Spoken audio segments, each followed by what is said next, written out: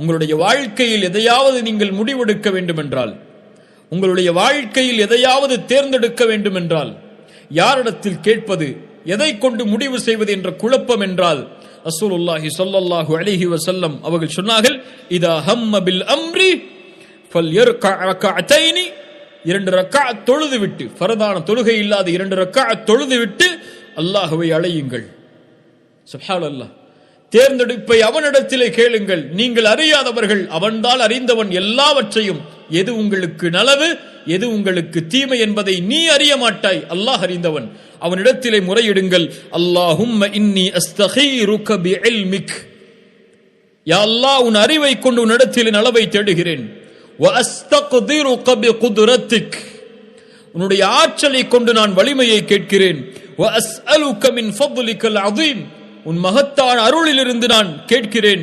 ஃபஇன்னக தக்திர் வலா அக்திர். சுப்ஹானல்லாஹ்.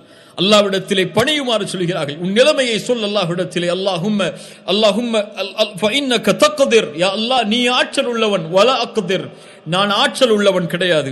வ தஅலம், நீ அறிந்தவன். வலா அலம், நான் அறிந்தவன் இல்லை. வ அன்த அல்லாமுல் குயூப், நீ மறைவான ஞானம் எல்லாவற்றையும் அறிந்தவன். அல்லாஹும்ம இன் குன்த தஅலம் அன்ன ஹாதல் அம்ர், யா அல்லாஹ் நான் சொல்லக்கூடிய இந்த காரியம், இந்த செயல் எனக்கு நலவாக இருந்தால், என்னுடைய மார்க்கத்திற்கும் எனக்கும் என்னுடைய முடிவுக்கும் நலவாக இருந்தால் அதை எனக்கு வசப்படுத்தி கொடு யா அல்லாஹ். நான் சொல்லக்கூடிய இந்த காரியம், நான் முடிவெடுத்த இந்த காரியம் எனக்கு தீமையாக இருந்தால், என்னுடைய தீனுக்கும் என்னுடைய வாழ்விற்கும் என்னுடைய முடிவிற்கும் தீயதாக இருந்தால் இதை என்னை விட்டு திருப்பிவிடு, அதை விட்டும் என்னை திருப்பிவிடு. எனக்கு நலவை கொடு யா அல்லாஹ், அதை நீ கொடுத்த நலவை பொருந்திக் கொள்ளும்படி ஆக்கு என்று அல்லாஹ்விடத்திலே கேட்குமாறு, அல்லாஹ்வுடைய குதுரத்தை ஆற்றலை கொண்டு கேட்குமாறு ரசூலுல்லாஹி ஸல்லல்லாஹு அலைஹி வஸல்லம் அவர்கள் கற்றுக் கொடுத்தார்.